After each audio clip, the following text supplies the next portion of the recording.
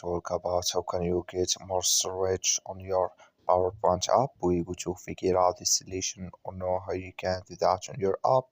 So you just follow these ways, then it's going to work with you. So all you have to do is, so in first you just go here, go above your photo profile, click on it.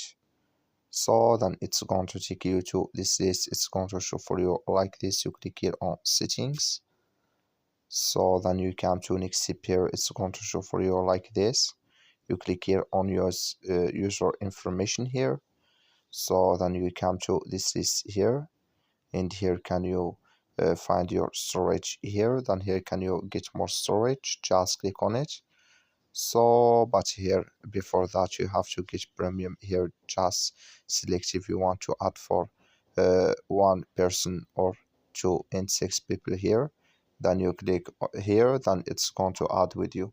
So that's all you have to do. That's all. Thank you for watching. Don't forget to support us by liking,